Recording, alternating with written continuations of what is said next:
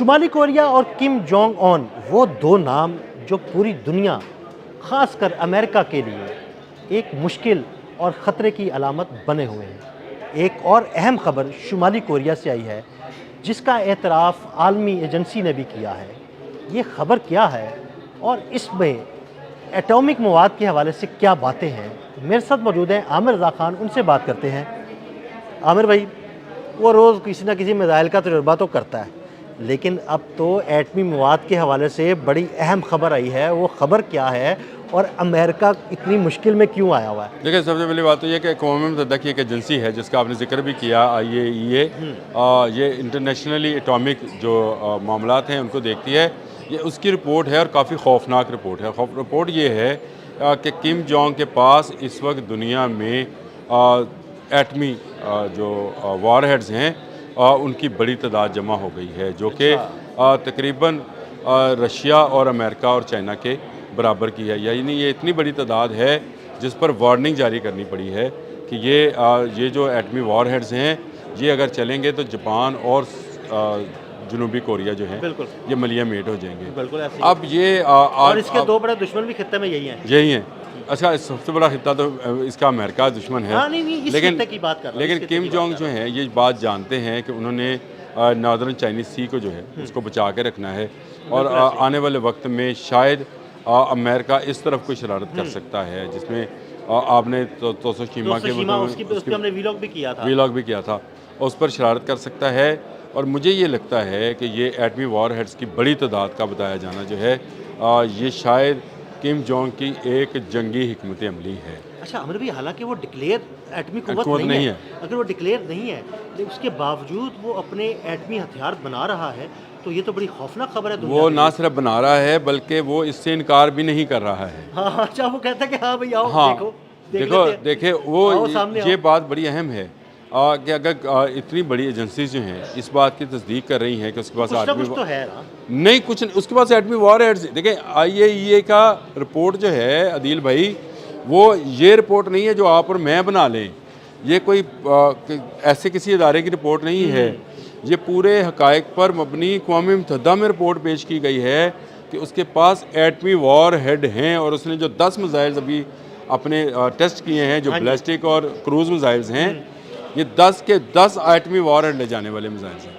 तो और उसके पास एटमी वार हेड ले जाने वाले मिसाइल का तजुर्बा किया है तो ऑब्वियसली फिर उसके पास है, तो उसके पास ICBM है, इंटरकॉन्टिनेंटल बैलिस्टिक मिसाइल है, बराह रास्त उसके निशाने पर है। और अगर उसके पास एटमी वार, देखें ईरान का न्यूक्लियर प्रोग्राम बंद करो आवाज़ें आ रही हैं, शुमाली कोरिया की तरफ क्यों नहीं जा रही? आओ ना, वो तो कहता है। मैं तो किम जोंग को मैं खराज तहसीन पेश करता हूँ कि उसने शायद खुद IAEA को ये रिपोर्ट दी हो कि मेरे पास ये एटमी वार हेड्स हैं, जो करना है कर लो, जिसने आना है आ जाए। देखें, इस तरफ अगर अमेरिका अपने बहरी बेड़े लेके आएगा तो सबसे बड़ा नुकसान साउथ कोरिया और जापान को होगा, बिल्कुल ऐसे, जो कि उन माहदों पर दस्तखत कर चुके हुए हैं कि वो कभी एटमी वार हेड्स नहीं बनाएंगे। इसलिए उन्होंने न्यूक्लियर पावर के ऊपर कोई शुमाली कोरिया ने तो कोई ऐसा मुआहदा ना किया है, ना वो किसी को मानता नहीं है। बिल्कुल, वो वाकई किसी को देखिए, वो अमेरिका से भी डरता वही है जो अमेरिका को मानता है। जो अमेरिका को नहीं मानता वो ईरान है तो नहीं मानना ना, उसने नहीं मानता तो नहीं डरता। तो किम जोंग भी है, वो बिल्कुल एक ऐसी शख्सियत है जो पहले रोज़े अव्वल से अमेरिका को नहीं मानता है।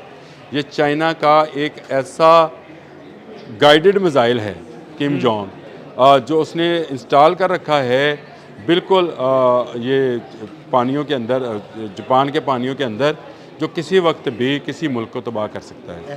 तो उसके पास एक ऐसी टेक्नोलॉजी है जो कि उसको चाइना ने ही फराहम की। रशिया के साथ उसका दफ़ाई मुआहदा है, चाइना के साथ उसका दफ़ाई मुआहदा है।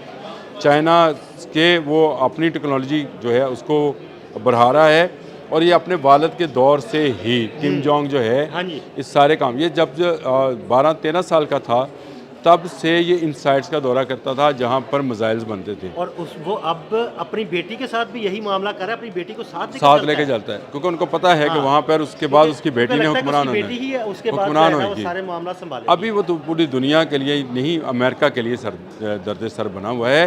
अक़वाम मुत्तहिदा क्योंकि एक अमेरिका का ही ज़ैली इदारा है, इसलिए वो उसको ये पोर्ट्रे कर रहा है कि शायद ये पूरी दुनिया के लिए दर्द सर है। शुमाली कोरिया किसी दूसरे मुल्क के लिए दर्द सर है नहीं। वो सिर्फ चाइना के मफादात को प्रोटेक्ट कर रहा है। इन पानियों को अमेरिका से खाली रखना चाहता है।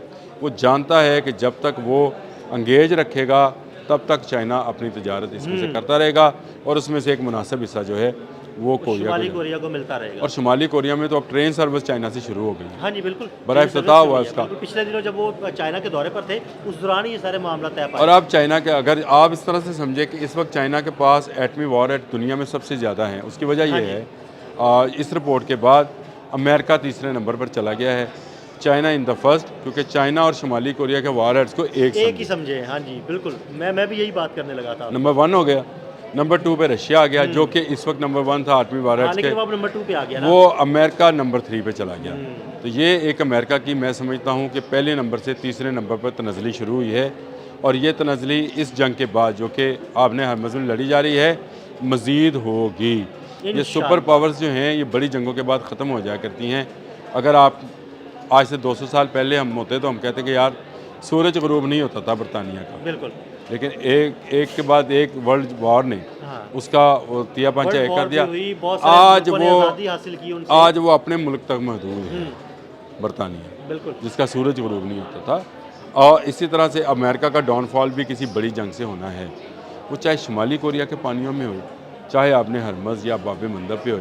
ये जंगें जो हैं ये अमेरिका को मज़ीद कमज़ोर करती चली जाएंगी, डॉलर को मज़ीद दबाव का शिकार बनाती चली जाएंगी और अमेरिका की बालादस्ती को ख़त्म करती चली जाएंगी। अभी नंबर 1 से नंबर 3 पे आना जो है, मैं ये समझता हूँ कि अमेरिका के लिए एक बड़ा फिगर, तनज़ली का फिगर है। और उसको अगर वो किसी वक्त किसी एडवेंचर का मुजाहरा करने की कोशिश करेगा, जो कि मेरा ख्याल है वो करेगा, तो फिर दो तरफा, एक तरफ से लेकिन हमें तो अब मुझे नहीं लगता कि वो आपने तो सीमा में कोई भी एडवेंचर करने की कोशिश करेगा। देखिए, एक जानिब चाइना उसका बड़ा दुश्मन, एक जानिब शुमाली कोरिया, और शुमाली कोरिया तो कहता है भाई किसी तरह आओ सही, मैं तो बैठा हूँ, तैयार बैठा हूँ। हमने बहुत सारी मीम्स भी देखी इस जंग के दौरान कि यार कोई मिसाइल हमारी तरफ तो नहीं आ रहा, उसका सिर्फ धुआं ही आ जाए, वो तो तैयार बैठा हुआ। अमेरिका कोई भी मिस एडवेंचर करेगा, शुमाली कोरिया उसका जवाब। मैं आपको बताऊँ, मकदूनिया से जब सिकंदर आज़म चला था ना जी, मकदूनिया भूख और अफलास का शिकार था। उसने फ़ौज इकट्ठी की, उसने कहा चलें, बिल्कुल, फतवाहत करें ताकि अपना मुल्क भरें। दुनिया में इस तरह के एडवेंचर भूखे लोग भी करते हैं। ये जो चंगेज़ खान निकला था, उसका कबीला भूखों मर रहा था, ज़रा पढ़े तो सही हिस्ट्री। वो निकला, उसने कहा यार मार दो या मर जाओ। हाँ, बिल्कुल, भूखे भी तो मार ही रहे हैं ना।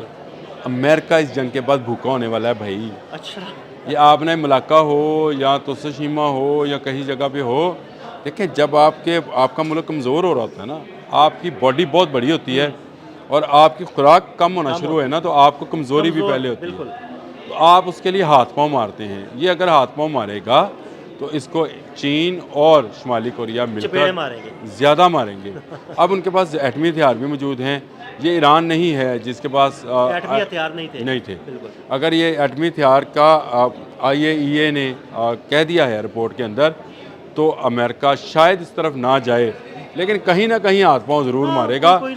वो अपने डॉलर को मज़ीद स्ट्रेंथन करने की कोशिश करेगा, या डॉलर के निज़ाम के से निकल कर डिजिटल करेंसी के निज़ाम में जाने की कोशिश करेगा।